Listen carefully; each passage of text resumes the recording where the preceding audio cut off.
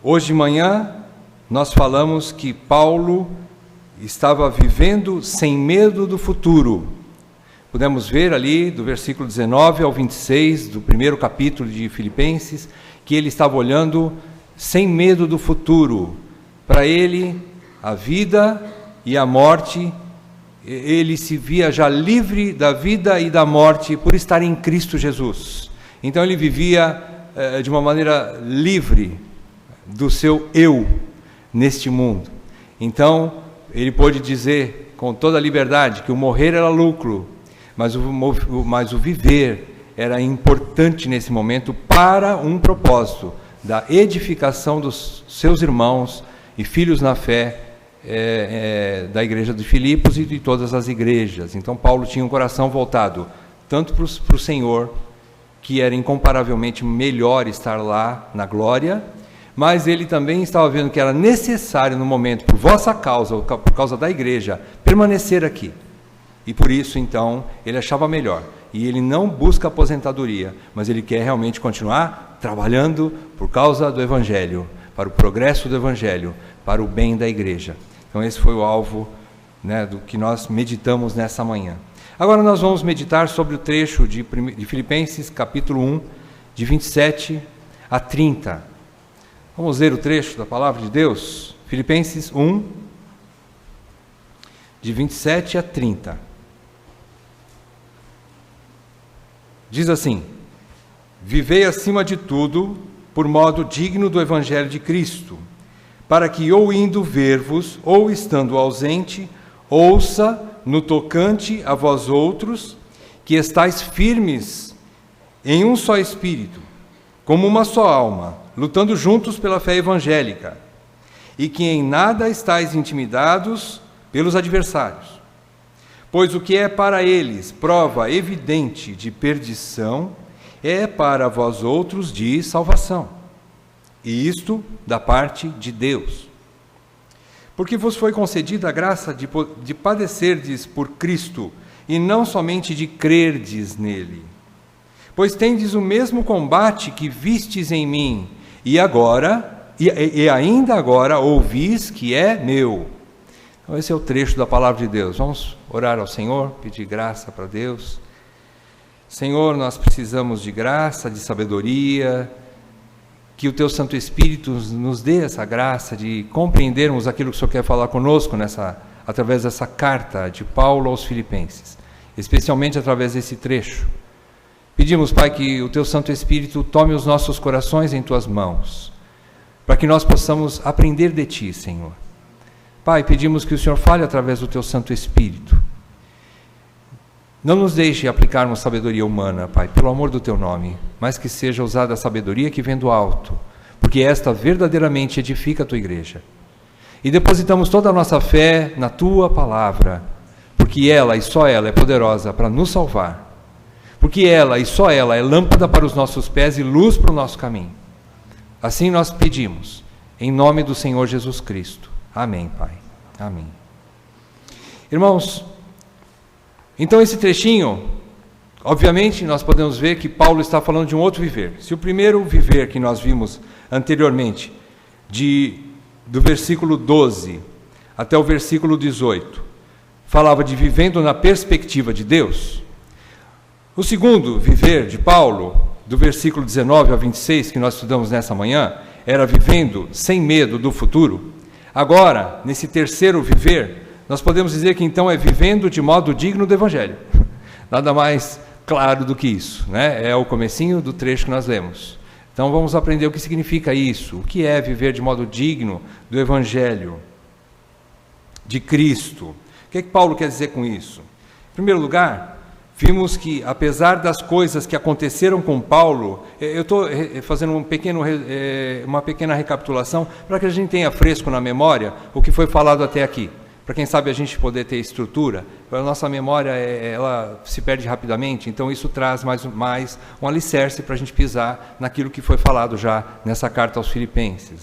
Então, nós já vimos que apesar das coisas que aconteceram com Paulo, que não foram boas, coisas boas, e ele fala isso no versículo 12, e as coisas que me aconteceram, A gente fez um relato delas, Paulo fez um relato delas e nós estudamos no domingo passado na primeira carta aos Coríntios. Vocês viram ali, ele fez um relato de coisas terríveis que lhe aconteceram, não é?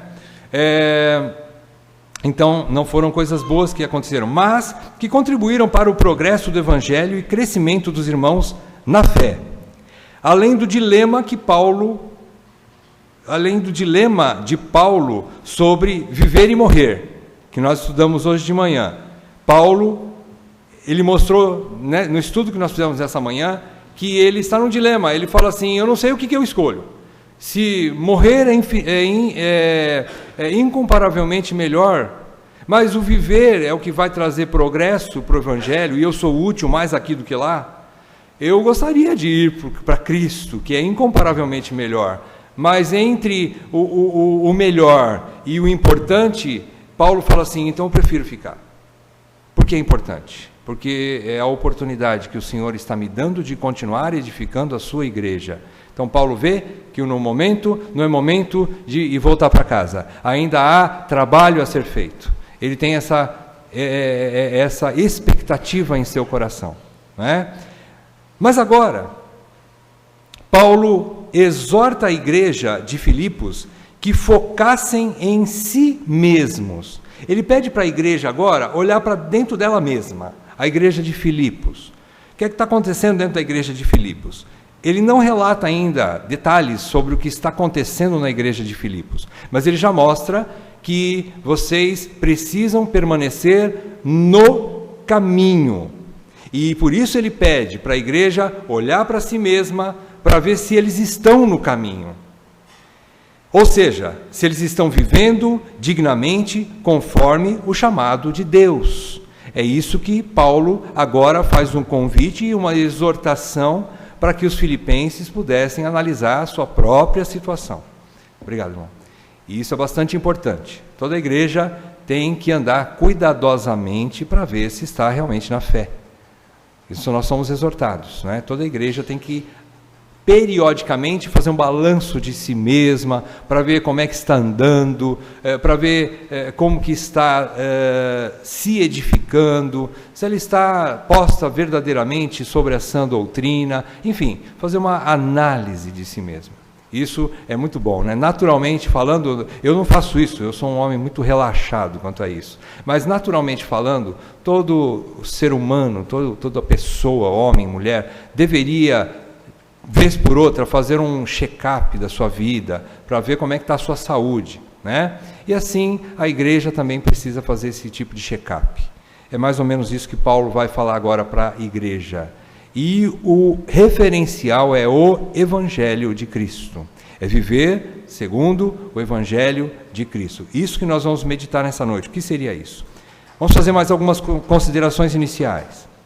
Essa exortação, ou seja, qual é a exortação que nós acabamos de ler? Viver de modo digno do Evangelho. É tanto para os membros, ou seja, os santos da igreja, como para os líderes, ou os presbíteros e diáconos. E isso você encontra no versículo 1 do primeiro capítulo. Por que eu relembro isso? Nós precisamos entender isso. Parece que tudo quanto é bronca que Paulo quer dar é só para os membros. Os líderes estão fora dessa, né? Mentira! Primeiramente para os líderes e depois para os outros membros, para toda a igreja. Então, Paulo faz essa colocação. Qual é o primeiro versículo do capítulo 1? Está lá. Essa carta Paulo escreve junto com Timóteo, aos servos de Cristo Jesus, a todos os santos em Cristo Jesus, inclusive bispos e diáconos que vivem em Filipos. Então, é uma carta que Paulo escreve para toda a igreja. Todos precisamos dessa exortação. Não tem nenhum melhor que o outro que não precise dessa exortação. Segunda consideração inicial. A presença de Paulo não era imprescindível para que a igreja vivesse de modo digno do Evangelho. Ele diz no versículo 27, que nós acabamos de ler, ou estando presente, ou indo ver-vos, ou estando ausente. Ele quer dizer o seguinte, que não dependeria da presença ou da ausência de Paulo. A igreja não precisa de homens para caminhar. A igreja precisa do Evangelho para caminhar. A igreja precisa do Espírito Santo para caminhar. Então Paulo não era imprescindível, embora fosse um guardião daquela igreja, embora fosse o apóstolo de Cristo que mais trabalhou em prol do Evangelho, o que mais sofreu em prol do Evangelho. Mas ele diz ali, olha, se eu for ou se eu não for, tudo bem, irmãos, continue caminhando. E eu quero dizer para vocês como é que vocês têm que caminhar. Então eu escrevo essa carta, né? Se por acaso eu não for, nós estudamos hoje de manhã, porque ele tinha uma expectativa de ser liberto da prisão. Ele estava preso em Roma quando ele escreveu essa carta. Então ele tinha uma expectativa. Qual era? De ser liberto. Nós estudamos hoje de manhã. De voltar para casa. E com essa expectativa, ele queria visitar Filipos. Ele tinha esse desejo no coração. Mas ele fala assim, que também ele não tinha essa certeza absoluta disso. Então ele menciona que, seja pela vida ou seja pela morte, que o Evangelho continuasse caminhando. Ou seja, ele estava ainda preso. E poderia ser, uma segunda expectativa também que ele tinha, é que Nero, o imperador, pudesse matá-lo. E era uma realidade. Então ele caminhava com essas duas possibilidades. Por isso ele escreve essa carta e ele fala assim, se eu for ou se eu não for, eu quero ensinar vocês como é que vocês têm que andar de modo digno. Né? Então essa é a segunda consideração. Terceira consideração inicial. A quebra da unidade na igreja é altamente prejudicial para a sua resistência contra os verdadeiros inimigos da igreja. É isso que ele vai tratar agora, e esse é o pano de fundo que eu trago para os irmãos. A quebra da unidade da igreja é altamente prejudicial para nós mesmos, e isso é muito sério. Por isso que Paulo, então, escreve, vamos então meditar nesse trecho. Vamos lá? Versículos 27 e 28, ele começa dizendo o seguinte, vivei acima de tudo. Vamos analisar o que significa isso, viver acima de tudo. O que Paulo quer dizer com viver acima de tudo? Ele não está nos convidando para mudar de lugar ou para fazer outras coisas elevadas. E viver acima de tudo quer dizer o seguinte, que como crentes, Paulo exorta a viver acima das circunstâncias. Nós acabamos de cantar agora há pouco, que o Senhor, que nós vivemos acima das circunstâncias, né? Que o Senhor, Ele nos guarda. Nem me lembro qual é o hino que nós cantamos, mas eu sei que nós cantamos alguma coisa a respeito disso agora há pouco, irmãos, me desculpe, para não perder o costume. Então, meus amados, nós vemos que viver acima de tudo, como crentes, né, é viver acima das circunstâncias. Como é que nós conseguimos viver acima das circunstâncias? Vamos estudar o que Paulo vai nos ensinar. Nós já vimos algumas coisas. Paulo já estava vivendo nessa perspectiva divina. Por quê? Porque ele cria e ele aplicou para a sua própria vida a visão da soberania de Deus. Nós lemos o Salmo 46, eu lembrei. O Salmo 46, nós acabamos de ler, né? Que o Rodrigo pediu para abrir. Deus é o nosso refúgio, né? Então nós lemos esse trecho. Então, irmãos, Paulo via que Deus estava no comando de todas as coisas, e isso nós precisamos exercitar. Por vezes nós nos encontramos ainda com muito temor das circunstâncias, e é normal para nós, porque nós somos seres limitados. Por isso que nós não vivemos pelo que vemos, mas vivemos pela fé. O justo viverá pela fé. Nós precisamos pegar textos que nos mostram que Ele está no comando, como o salmo que nós lemos nessa noite, e hinos que nos mostram essa realidade baseados na palavra de Deus, não em historinhas, mas nós precisamos pegar a realidade e, de preferência, a palavra do Senhor, textos que nos mostram que Ele está no controle, que Deus é soberano, e exercitarmos isso entrando para dentro de nós, nós vamos ganhando força, nós vamos ganhando vigor, conteúdo, porque quando as circunstâncias vierem de forma contrária, nós vamos ter base para aguentarmos o tranco, irmãos, senão nós não vamos aguentar, nenhum de nós aguenta. E Paulo então estava dando exemplo, ele falou, ele disse, as circunstâncias que vieram sobre mim e foram terríveis, mas elas contribuíram para o bem do Evangelho, não o meu. Ele não ganhou dinheiro com isso, ele não ganhou reputação por isso e nem fama. Ele ganhou açoites, prisões, cadeias, rejeição de patrícios e de inimigos, mas tudo isso se tornou em bem para a igreja e para o Evangelho de Cristo. Né? E ele convida a igreja então, vamos viver de modo digno, vamos viver acima de tudo. Né? Ele não tem outra, o normal de quem vive no mundo é reagir de acordo com as circunstâncias. Ele não tem outra alternativa, isso, exatamente. A pessoa que está no mundo, ele não tem e não conhece o Deus que nós conhecemos. E mais do que isso, ele não tem a visão clara, claro, é verdade, porque ele não é ainda, ele não está na atmosfera de filho de Deus. Então ele não tem essa expectativa segura de estar sob o comando do seu próprio Pai. Então ele reage conforme as circunstâncias. Agora, a igreja, ou seja, para nós, é possível sim desfrutar de paz, de alegria e sobriedade, mesmo em meio a lutas, pois podemos olhar com esperança. O que é a palavra esperança? Vocês se lembram que nós estudamos hoje de manhã? Esperança é olhar para cima, por cima do horizonte, e fixar num alvo, e não tirar os olhos daquele alvo. É algo impossível. Como é que você vai olhar para cima de um monte e fixar num alvo se o monte está na frente? Mas porque você sabe que além daquele monte tem o alvo. Isso chama-se olhar pela fé, ou crer no invisível. O termo esperança, como nós estudamos nessa manhã, ele significa entender ou crer naquilo que nem na cabeça você consegue entender. É crer naquilo que você não entende. É passar por cima, é fora da cabeça, mas mirando num foco que você não vê. Impossível. Claro, sem fé, mas pela fé é possível.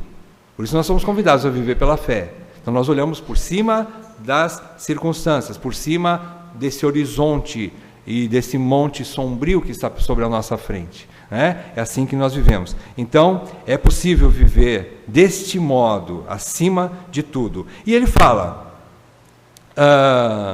com sobriedade, olhar com esperança, por cima das circunstâncias, pela ótica da soberania de Deus. Agora ele fala, viver acima de tudo, por modo digno do Evangelho. O que significa viver de modo digno do Evangelho?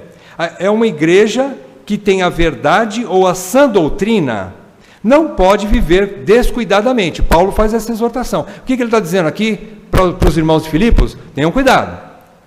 Ele está exortando os irmãos ao seguinte: analisem-se, façam uma análise. Como é que vocês estão vivendo? Como é que vocês estão vivendo? É isso que Paulo está querendo chamar aqui. Então, uma igreja que já tem a sã doutrina, pela misericórdia e pela graça de Deus, cremos que estamos vivendo na sã doutrina.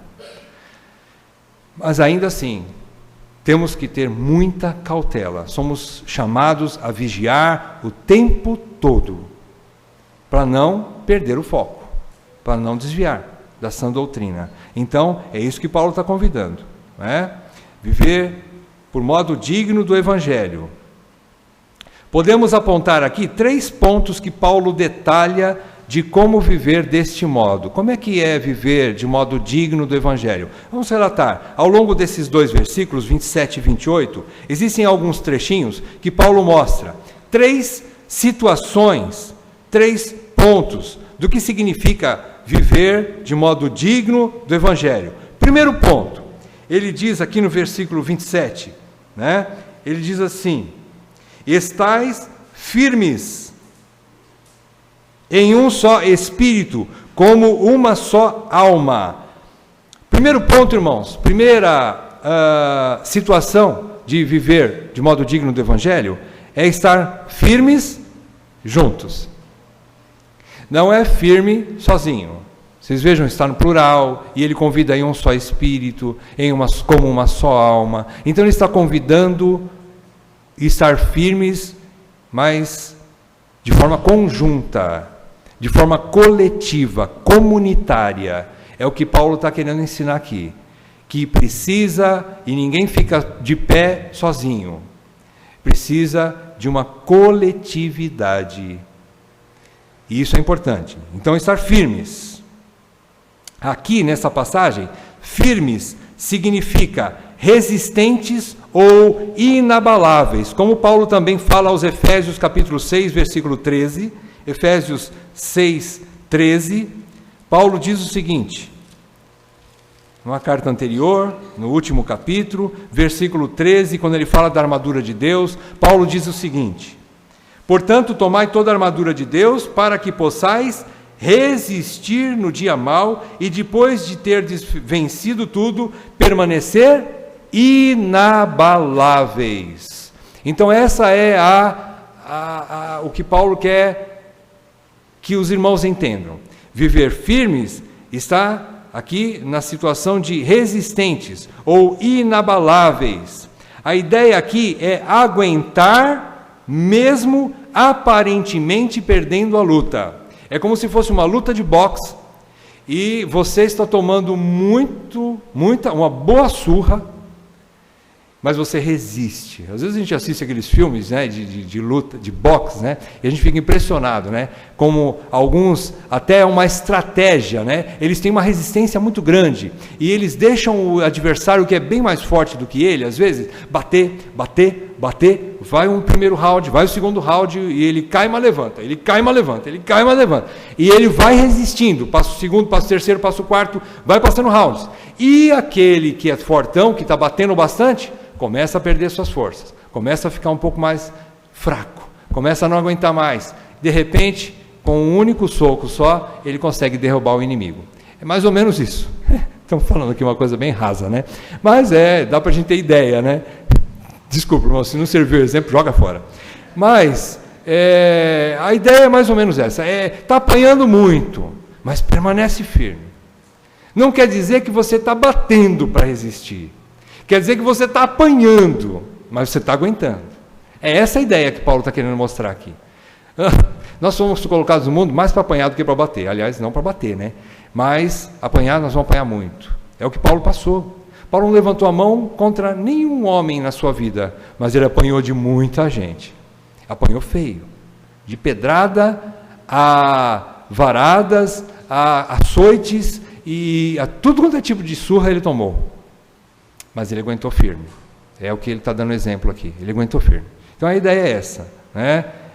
Aguentar firmes na dor, apesar dos ataques. Não é uma resistência bruta ou agressiva, não é isso. Mas conseguindo praticar a mansidão e a humildade, mesmo em meio a essas lutas. É isso. Está aguentando com humildade, com mansidão, como o coração do seu Senhor. O que o Senhor ensinou para ele aprendeu, né? Coração manso e humilde. E aqui, irmãos, é interessante que na nossa tradução, vamos falar um pouco de polêmica aqui, né? A nossa tradução, que você tem em mãos da Genebra, ele traz a palavra espírito, unidos num só, vamos voltar lá, Filipenses 1, 27. Unidos em um só espírito. Na verdade, aqui a ideia mais correta seria espírito com letra maiúscula. Lembram-se do estudo de 1 João? Aqui a ideia é a mesma de espírito, unidos no Espírito de Cristo. Seria o melhor com letra maiúscula. É o trecho que você percebe no início do capítulo 4 de Efésios também, quando ele fala ali, preservar a unidade do Espírito no vínculo da paz. Se você pega capítulo 4 de Efésios, versículo 3, ele fala, esforçando-vos diligentemente por preservar a unidade do Espírito com letra maiúscula. É o Espírito de Cristo que nos une. Mais para baixo um pouquinho ele fala, porque há somente um corpo e um só, e um Espírito. Então é o Espírito com letra maiúscula, é o Espírito Santo. O que é que nos une? É o Espírito Santo. Nós estamos unidos Por causa do Espírito Santo. É o Espírito de Cristo, é o Espírito Santo de Deus que nos mantém unidos. Então aqui seria o E maiúsculo, né? Seria o melhor. Não tem problema que está com minúsculo, mas só para a gente entender. Estamos unidos no Espírito de Cristo. Cristo é que nos une. Né? Então essa é a colocação melhor. Né? Poderia ser com letra maiúscula, mas tudo bem, não tem problema. Qual é a segunda situação que Paulo coloca? Nós falamos que são três, né? 3 maneiras dignas de viver, de viver do modo digno do Evangelho de Cristo. Segunda, está aí ainda no versículo 27 que nós lemos ainda, né? Ele diz que lutando juntos pela fé evangélica. Agora então, mais uma vez, nós vamos só fazer um reforço. Ele fala lutando juntos, ou seja, unidos juntos. Nós estamos unidos e juntos. Isso é importante. Então, nós vamos entender. A igreja é uma unidade. Nós vivemos numa unidade. Apesar das nossas diferenças. Temos muitas.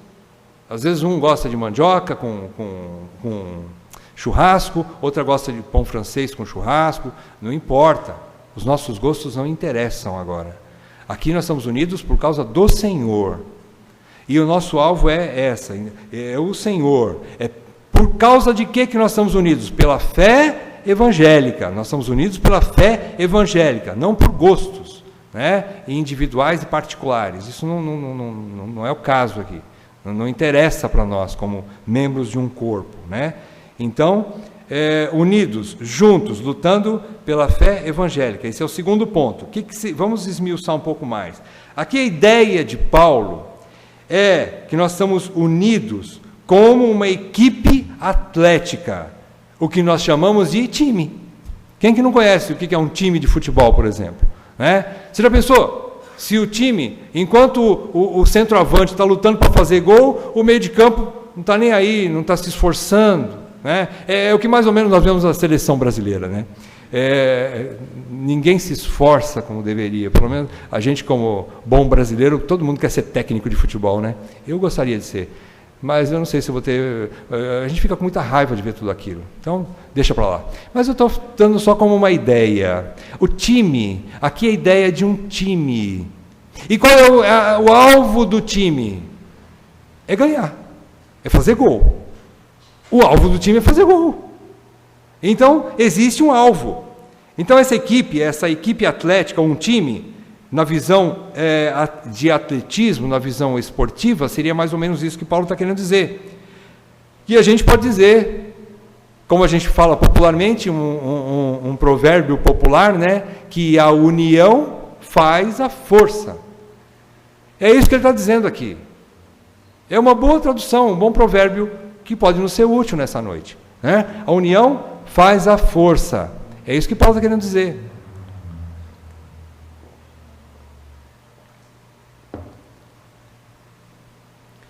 E só existe um alvo. A união é uma das excelências da igreja, meus amados. Uma das excelências da vida cristã é a união. É a união que realmente mantém a igreja viva. O Senhor deixou bem claro que uma casa dividida não prospera.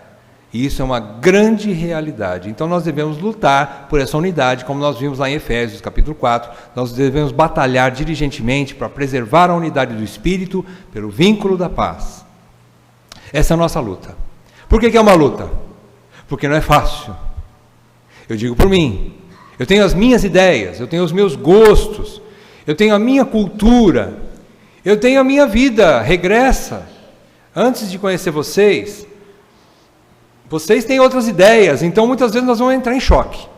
Mas vai haver um ponto de equilíbrio entre nós, para que nós preservemos a unidade do Espírito pelo vínculo da paz. Qual é? É o Espírito Santo. Ele vai trazer equilíbrio sobre isso.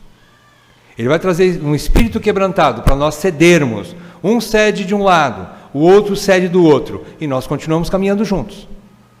É isso que nós precisamos aprender, né? Então, uma das excelências da igreja é a unidade, ou a união. Paulo faz o mesmo rogo aos Coríntios, 1 Coríntios capítulo 1, versículo 10. Quando Paulo fala aos Coríntios, ele fala o seguinte, e nós já estudamos sobre esse trecho. Ele diz assim: rogo-vos, irmãos, pelo nome de nosso Senhor Jesus Cristo, que faleis todos a mesma coisa, e que não haja entre vós divisões. Antes, sejais inteiramente unidos, na mesma disposição mental e no mesmo parecer. Irmãos, é uma luta nós termos isso aqui. Nós temos que reconhecer. Nós não somos pessoas fáceis, mas nós temos que aprender esse caminho da unidade. Nós temos que aprender o caminho de abandonar o egocentrismo e sermos comuns. Nós precisamos aprender a viver em comunidade. É a nossa única chance de permanecermos vivos como igreja, é preservando essa unidade. Então é importante isso. Nós precisamos lutar por isso, não é? Dentro da verdade, dentro daquilo que é justo, que é puro, que é de boa fama, nós precisamos entender isso. Nós não estamos falando aqui, quando se fala de unidade, nós não estamos falando de tolerância a pecado. Não é isso que nós estamos dizendo. Pelo contrário, tolerância a pecado é o primeiro ponto para a divisão na igreja, para que haja divisões. Então nós não podemos tolerar pecado, mas nós temos que nos tolerar mutuamente como irmãos. Tolerai-vos uns aos outros. A Bíblia nos fala sobre isso em Colossenses, né? Termos a tolerância. Nós vamos saber que todos nós somos passíveis de erro, todos nós erramos, todos nós estamos sujeitos a fazer um monte de coisa errada, e por isso nós temos que viver numa atmosfera de compaixão, de perdão, de misericórdia, e fazendo o possível para preservar a unidade do Espírito pelo vínculo da paz. Não deixando de lado a disciplina. Irmãos, isso nós precisamos carregar para sempre na vida da igreja, porque a disciplina também é o ponto de equilíbrio em tudo, entre amor e justiça, né? Existe uma frase de João Calvino sobre esse ponto, né, de vivermos unidos. Ele diz assim: quando a colaboração e a ajuda se ajuntam ou se juntam, elas levam a fé ao máximo de sua força. Ou seja, quando nós estamos unidos, nós somos fortes. Quando nós estamos unidos, nós somos fortes. É isso que João Calvino quer dizer com isso. Quando a colaboração mútua, quando existe ajuda, e tudo isso se junta, tudo isso leva a nossa fé ao máximo da sua força. Em terceiro lugar, irmãos, o que Paulo ainda está falando aí? O que é viver de modo digno do Evangelho? E o que ele continua falando? Agora no versículo 28, né? Ele diz que em nada estáis intimidados pelos adversários. Um dos pontos de viver de modo digno do Evangelho é ter coragem. A igreja é chamada a viver corajosamente. Corajosamente. Então, ter coragem, né? E ter coragem juntos. Ter coragem unidos, batalhando pela mesma causa. Então é importante a gente entender isso. Em nada estáis intimidados pelos adversários. Essa palavra intimidados, Paulo está querendo dizer assim, que vocês não estejam intimidados, ou seja, não fiquem travados. Vocês já ouviram falar essa palavra? Tem hora que o medo é tão grande que a gente trava. Eu sei bem o que é isso. Irmãos, nós travamos muitas vezes, né? E nós precisamos buscar de Deus, porque Ele não nos tem dado o espírito de covardia, mas de poder, de amor e de moderação. Quando nós começamos a exercitar, Senhor, eu quero tomar posse do Teu Espírito. Eu estou apavorado com essa situação, mas eu preciso agir. Então, Senhor, me dá graça. Eu não posso ficar agora sentado aqui. Eu não posso recuar, porque o Senhor não se agrada dos que retrocedem. E eu não sou dos que retrocedem para a perdição, mas eu sou dos que perseveram para a salvação. Então, busca de Deus, buscarmos de Deus essa coragem, né? Irmãos, Paulo também está ensinando aqui, essa coragem é como se as perseguições fossem um privilégio. Como é que você ganha isso? Como é que você consegue enxergar que as perseguições são um privilégio? E nós vamos chegar daqui a pouco no versículo 29, e ele vai falar sobre isso. Ele fala que é uma graça, não só crerdes, mas também padecerdes pelo nome do Senhor. Como é que você consegue enxergar que padecer pelo nome do Senhor é uma bênção? É um privilégio, é uma honra? Por causa da visão da soberania de Deus. Somente isso. Ganhar a visão de que as perseguições são um privilégio, são uma honra e são a verdadeira insígnia do cristão. Nunca podemos achar que após uma vitória virão férias. Outra coisa que é importante a gente entender. Primeiro nós precisamos ganhar e exercitar a visão de que Deus é soberano. Conhecimento bíblico, irmãos, em todas essas circunstâncias é fundamental. Se você não estudar a palavra de Deus, se eu não estudar a palavra de Deus, nós não vamos ganhar força para enfrentarmos as circunstâncias. Nós não vamos ganhar graça para passarmos por essa hora. Nós não vamos poder enxergar as circunstâncias tão adversas, as perseguições terríveis, a dor, a perda e tudo isso de mal que pode nos acontecer como um privilégio. Nós vamos ver como algo de mal. Muitas vezes vamos olhar, parece que o inimigo está pondo a mão na nossa vida. E nós vamos ver tudo isso, menos Deus na situação. Então nós precisamos ganhar conteúdo bíblico e guardar trechos da palavra de Deus que falam sobre isso. Que o Senhor não vai mandar nenhuma circunstância além daquilo que podemos resistir. Lembram do texto? E são textos desse gênero que a gente vai guardando em nosso coração, que vai nos ajudando no dia mau, na hora da batalha, de enfrentarmos circunstâncias difíceis. E a outra coisa que nós temos que entender, às vezes nós podemos enfrentar uma batalha e termos vitória, passarmos por aquela hora difícil. Mas nunca pense que depois de uma batalha você vai tirar um longo período de férias, porque talvez no mesmo dia pode chegar uma nova batalha. E nós somos chamados para batalhar. Férias ainda é só lá na glória. Paulo sabia que por isso que era incomparavelmente melhor, Mas ainda não chegamos lá. Aqui ainda nós vamos ter muita batalha. Então, existe uma passagem profética que fala sobre isso. Aqui ainda não é o vosso lugar de descanso. Então, levantai-vos e andai. Aqui ainda não é o lugar de repouso. Nós temos que ter isso no nosso coração. Então, lutas sempre. Vão ser lutas constantemente. Outra frase de João Calvino, melhor, não é nem uma frase, é uma máxima dele, aliás, é uma colocação que ele pôs nas Institutas, João Calvino. Ele diz o seguinte, que força e constância no ânimo. A igreja precisa ter força e constância no seu ânimo. O que ele quer dizer com isso? Que nós temos que ter força constantemente. Nós temos que buscar força para lutar constantemente, porque nós não podemos esperar coisas boas nesse mundo. Nós não podemos esperar isso. Nesse mundo, não. Nós temos outro lugar de descanso, já falei. Muito bem, então são essas 3 situações que Paulo ensina de como nós podemos viver de modo digno do Evangelho. Quais elas? Vamos repetir. Firmes juntos, unidos juntos e com coragem juntos. Essas 3 situações são situações de como nós vivemos de modo digno do Evangelho. Nós vamos aprofundar um pouco mais daqui a pouco. Agora vamos avançar ao versículo 28. O versículo 28 diz o seguinte: em nada estáis intimidados pelos adversários. Ele diz que, pois o que é para eles prova evidente de perdição, é para vós outros de salvação, e isso da parte de Deus. Paulo agora dá uma injeção de ânimo neles. Ele está mostrando o seguinte, que aquilo que é condenação para o ímpio, para vocês é prova e evidência de que vocês são eleitos.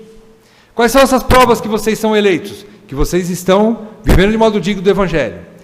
E vivendo de modo digno do Evangelho é sofrer perseguições. Então as perseguições são a evidência de que nós estamos no caminho, de que nós E é prova da nossa salvação. É isso que ele quer dizer, né? Versículo 28. A prova da nossa aprovação por parte de Deus são as lutas por vivermos de modo digno do Evangelho. E também a luta pela unidade e pela fé evangélica. A prova de que nós estamos vivendo de modo digno do Evangelho é porque nós queremos a unidade da igreja. Nós desejamos a unidade da igreja a qualquer custo. Perdão, não contra a verdade que nós ouvimos domingo passado, que é bastante importante, né? Mas nós temos que, na verdade, estarmos buscando a unidade da igreja. Também faz parte, porque nós sabemos que desunidos nós não vamos a lugar nenhum. Nós não vamos a lugar nenhum. É importante a gente guardar isso no coração, não é? Estamos no versículo 28, né? Versículo 29 agora. Versículo 29 diz que porque vos foi concedida a graça de padecerdes por Cristo e não somente de crerdes nele. Vejam bem, Paulo não está querendo dizer que crer em Jesus Cristo não é uma graça, porque é a maior graça. Porque a fé veio em primeiro lugar, depois vem o padecer. Então, os dois são uma graça muito grande. E graça, ele está querendo dizer que é um privilégio. Nós precisamos entender isso. A graça de padecerdes por Cristo, aqui, a visão correta, aqui nós precisamos entender o seguinte: a visão correta da soberania de Deus não somente nos livra de uma vida azeda. O que é uma vida azeda? Esse é um termo do Hernandes Dias Lopes, né? Eu acho muito legal. Ele não fala amarga, mas é a mesma coisa, uma vida azeda. O que é uma vida azeda? É uma vida de murmuração, de reclamações, e de que você não está gostando das coisas que estão acontecendo, e nunca está bom, né? Ou seja, você nunca vê o sol, mas você consegue ver nuvens o tempo todo, mesmo quando não tem. Então é a vida azeda, né? Cheia de murmuração. Então, essa visão correta da soberania de Deus não somente nos livra de uma vida azeda, mas abre os nossos olhos para o privilégio que Deus nos concedeu de crermos e padecermos por Cristo. Então, a visão correta da soberania de Deus, irmãos, precisamos crer nisso. Ela vai nos levar a entendermos que os sofrimentos, por causa do Evangelho e por causa de Cristo, são uma honra. Ela vai nos levar nisso. Irmãos, nós precisamos crer nisso, né? O apóstolo experimentou isso e ele não é melhor que nós, em nada. Deus deu a mesma graça que deu para eles, deu para mim e para você, para que nós possamos entender e viver isso, né? Que os sofrimentos são os sofrimentos por Cristo, melhor, né? Por Cristo, sofrimentos por Cristo são uma honra para nós. E nós vamos chegar lá, nós vamos entender dessa forma, né? Esse é o versículo 29 que nós estamos, né? Não só crer, mas padecer por Cristo. Fechando o estudo, irmãos, o versículo 30, Paulo identifica o seu próprio sofrimento, o seu próprio combate legítimo e honrado, que ele vê assim. Paulo vê que o seu combate é legítimo e honrado. Ele olha assim, e ele identifica, e ele coloca os irmãos em pé de igualdade com ele mesmo. Não é porque ele era apóstolo que ele tinha algo especial, os sofrimentos dele eram maior, ou as perseguições dele tinham mais valor do que os outros irmãos, de jeito nenhum. Ele coloca a igreja no mesmo nível dele, mesmo sendo o apóstolo mais trabalhador pelo Evangelho, né? Ele fala, pois tendes o mesmo combate que vistes em mim. Vocês têm o mesmo combate. Ele identifica, ele iguala. E isso é lindo. Ele está falando assim, as lutas que vocês estão tendo, meus irmãos, são as minhas também. E isso é uma honra. Se eu estou vendo como uma honra, vejam também como uma honra. Ele traz os irmãos para si. Ele ajuda os irmãos a enxergarem da mesma forma que ele está enxergando. Ele quer compartilhar com seus irmãos da visão que ele tem, que Deus deu graciosamente para ele, para ele poder enxergar as coisas pela ótica de Deus, Deus no comando, e ver tudo como graça. Ele via tudo como graça, como provisão de Deus, como Deus no controle de todas as coisas, né? É interessante que ele diz aqui que é meu, esse combate que vistes em mim e agora, ainda agora ouvis que é meu.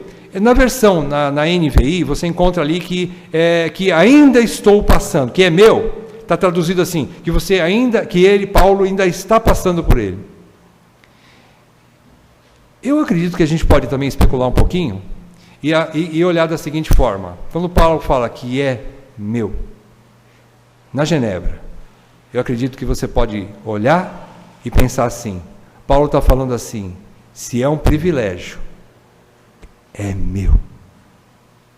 Eu guardo como algo valioso, porque é um privilégio. Sofrer por Cristo, combater por Cristo, combater o bom combate, é um tesouro, e ele é meu. É como se ele estivesse falando assim, é a minha coroa, é a minha alegria.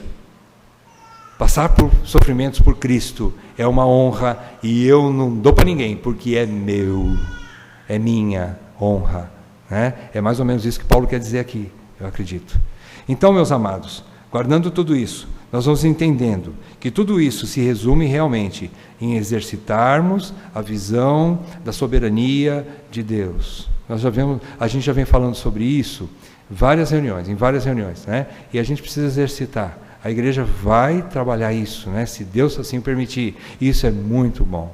Isso nos mantém de pé como nos manteve até hoje. O que nos manteve de pé é a visão da soberania de Deus.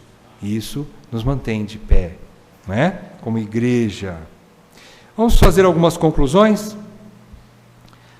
Primeira conclusão que a gente pode... Quando eu falo de conclusões, meus irmãos, eu já falei isso para vocês, né? Não quer dizer que eu esgotei todas elas aqui, meus irmãos. Estou falando que da minha visão tão curta, o que eu puedo tirar para nós hoje é isso aqui. Mas não quer dizer que é só isso. Você vai tirar muito mais do que eu. Você vai ver muito mais do que eu. Então tirem outras conclusões. Depois você compartilha comigo, tá? Eu gosto de ser edificado na verdade. Mas algumas, e são poucas, eu tirei 3 nessa noite, né? É o seguinte, em primeiro lugar, o que a gente pode concluir? Quando estamos azedos de coração, além de não conseguirmos olhar para o futuro com os olhos de Deus, não conseguimos lutar juntos, nem viver de modo digno do Evangelho. Irmãos, com o coração azedo, nós não conseguimos unidade na igreja, e nós não vivemos de modo digno do Evangelho. Portanto, vamos nos livrar de toda a raiz de amargura. Ela contamina, ela não faz bem nem para você, nem para nós, como igreja. Então isso é importante. Nós somos exortados no livro de Hebreus a deixar toda a raiz de amargura. Confessar para Deus, lança para Deus. Enfim, a Bíblia nos ensina tudo que é necessário para a gente aprender a nos livrar da raiz de amargura. Tem remédio. E é importante a gente lançar mão desses remédios que a Bíblia nos ensina. Em segundo lugar, a gente conclui que viver de modo digno do Evangelho é respirar o tempo todo na atmosfera do perdão e do amor de Deus, em meio aos outros pecadores como nós. Vocês acham que Paulo vivia de modo digno do Evangelho porque ele era um cara excelente em tudo? Porque ele fazia tudo certinho? Não. Paulo vivia de modo digno do Evangelho porque ele vivia na atmosfera do Evangelho. Ele respirava o Evangelho. O que significa isso? É entender que ele vivia baseado única e exclusivamente nos méritos e na graça do nosso Senhor Jesus Cristo, e que nele não habitava bem nenhum. Ele olhava para ele como o pior dos pecadores, vocês lembram disso? E assim vai, como o maior dos pecadores. Então ele fala muitas coisas a respeito dele mesmo, né? Mas por que ele tinha toda essa força? Por que ele tinha todo esse ânimo?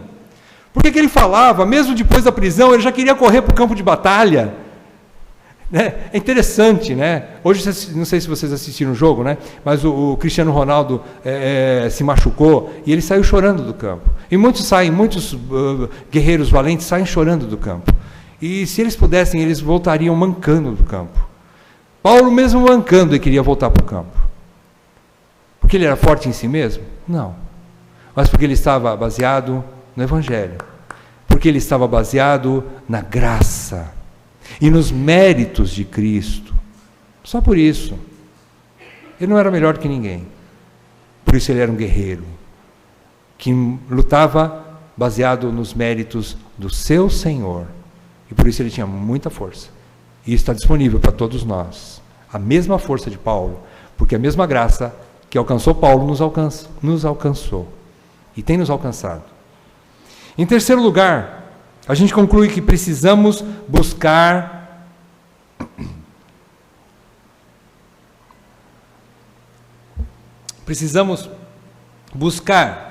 em oração e conhecimento bíblico a visão da soberania de Deus, para entendermos que é um privilégio que nos foi concedido por Deus, tanto crer em Cristo, pela graça sois salvos, e isso não vem de vós, é dom de Deus. Lembra o texto? Então, ninguém foi salvo porque é bonzinho, bonitinho ou cheiroso. Você foi salvo porque Cristo quis te salvar, pelos méritos de Cristo, porque aprouve a Deus te salvar. Isso não vem de nós, é dom de Deus, é um presente de Deus. Então, esse exercício da oração e do conhecimento bíblico vai nos dar a visão da soberania de Deus, para entendermos que é um privilégio que nos foi concedido por Deus, tanto crer em Cristo, como padecer por Cristo. Irmãos, nós não vamos ganhar essa visão sentado o dia inteiro e executando outras coisas, e nem por momentos buscar a palavra de Deus, um conhecimento bíblico e o exercício dos meios de graça, para que nós possamos ganhar poder espiritual. A força no Espírito nós ganhamos por nos alimentarmos da palavra de Deus e por termos uma vida de oração e por frequentarmos as reuniões da igreja, os estudos bíblicos. Nós só ganhamos força espiritual dessa forma. Não é só assistindo televisão, jogo e outras coisas que não edificam, né? Não estou dizendo que não pode, mas de vez em quando ler a palavra também é bom, né? Assista o jogo, mas precisa ler a palavra, estudar a palavra. Não tem outro meio de ganhar força a não ser até através de conhecimento bíblico, de uma vida de oração, de comunhão, de confissão de pecados, de arrependimento e de perdão e livramento da raiz de amargura, e muitas outras coisas, né? Então é dessa forma que nós podemos enfrentar e ver que padecer por Cristo é um privilégio. Vamos ganhar essa visão, eu creio. Eu gostaria de fazer, para encerrar, 2 considerações finais. A gente fez aqui as conclusões, e agora, para acabar, eu gostaria de falar para os irmãos o seguinte: dentro dessa visão de viver de modo digno do Evangelho, eu gostaria de dizer para os irmãos o seguinte: em primeiro lugar, se você pecou, é o agressor em um relacionamento, não justifique o seu pecado, não exija a absolvição que você não merece, mas faça como Davi, que mesmo tendo feito tantas coisas boas pelo povo de Deus, não pediu para Deus equilibrar a balança da justiça para amenizar o castigo, mas disse: pequei contra ti somente, e fiz o que é mal perante os teus olhos, de maneira que serás tido por justo no teu falar e puro no teu julgar. Você encontra isso aonde? Salmo 51, versículo 4. Essa é a maneira com que nós temos que agir quando nós somos quem agrediu, o pecador, a pessoa que agrediu. Se você escandalizou a outros, mas o Senhor ainda não amarrou uma pedra de moinho no seu pescoço e não atirou no mar, não se justifique, assuma, arrependa-se enquanto é tempo. Busque o arrependimento, busque o perdão. O verdadeiro arrependido volta para casa com o verdadeiro arrependido volta para casa com plena consciência de sua indignidade. Quem fez isso? Filho pródigo. Como é que ele voltou para casa? Pai, eu voltei, estou aqui de novo, viu? Eu vou pegar meu quarto de volta, eu estou aqui, eu sou teu filho, tem direito. Foi assim que ele voltou? Ele chegou e falou assim, primeiro ele pensou, caiu em si primeiro, né? Aí ele pensou e falou assim, vou voltar para a casa do pai. Só que eu vou voltar e vou falar o seguinte, pai, pequei contra o céu e contra ti. Não sou digno de ser chamado teu filho, mas faz-me como um dos teus escravos. É isso que é o verdadeiro arrependimento. O verdadeiro arrependimento não se justifica. Ele não quer equilibrar a balança. Como Davi não quis equilibrar a balança, ele fez muitas coisas por Israel, venceu grandes batalhas por Israel, mas ele na hora do pecado, ele falou assim, Senhor, se o Senhor me matar, está tudo certo, porque tu és justo no teu falar e puro no teu julgar. Eu não vou me justificar. Esse é o verdadeiro arrependimento. É isso que nós precisamos buscar. Mas em segundo lugar, eu gostaria de dizer o seguinte, se você sofreu a agressão e é vítima, não retenha o perdão. Não retenha o perdão. Não deixe a amargura e o desejo de vingança raptarem o seu coração da libertação que o Evangelho já lhe concedeu, querendo fazê-lo sofrer nas mãos de espíritos atormentadores. Vocês se lembram a passagem? Liberte-se a si mesmo, dando o perdão incondicionalmente. Dando perdão incondicionalmente, liberte-se. Sabendo que o outro, de fato, não merece, mas que você é prisioneiro da graça, você foi salvo pela graça e perdoa pela graça, como você também foi perdoado sem merecer. Ninguém recebeu perdão aqui porque merecia. Da mesma forma, perdoe. Se você perdoar a quem lhe ofendeu, seja por muito ou por pouco, não importa o tamanho da ofensa, aqui não vem o caso. Se você, vou voltar lá, se você perdoar a quem lhe ofendeu, seja por muito ou por pouco, você mesmo quebrará as cadeias da sua própria condenação. Se, porém, não perdoardes aos homens as suas ofensas, tampouco vosso Pai vos perdoará as vossas ofensas. Qual é o trecho? Mateus capítulo 6, versículo 15, logo depois da oração do Pai Nosso. Vocês se lembram? Nós precisamos entender, irmãos, que se nós não dermos o pecado, quem nos condena não é o diabo. Se nós não dermos o perdão, desculpa, se nós não dermos o perdão, não é o diabo que nos condena, não é os homens que nos condenam, não são os homens que nos condenam, e nem Deus que nos condena, é você mesmo, sou eu mesmo, está nas minhas mãos, e não fui eu que inventei isso. Isso é a palavra de Deus, tanto um como o outro, tanto aquele que quer se justificar e não deve, como aquele que deve perdoar e não quer perdoar. Então busque isso também, irmãos. Busque isso. E para os dois casos, eu quero dizer o seguinte. Hebreus capítulo 3, de 7 a 8, não precisa abrir, eu vou ler aqui. Diz assim, hoje, se ouvirdes a sua voz, não endureçais o vosso coração, como foi na provocação, no dia da tentação, no deserto. Não endureçam o vosso coração, meus amados, por favor. Não endureçam o vosso coração. Esse é um pedido que o próprio Espírito Santo nos faz, né? Se ouvirmos a voz do Senhor, não estou falando a voz de homem, é a voz do Senhor. Não endureçais o vosso coração. Amém?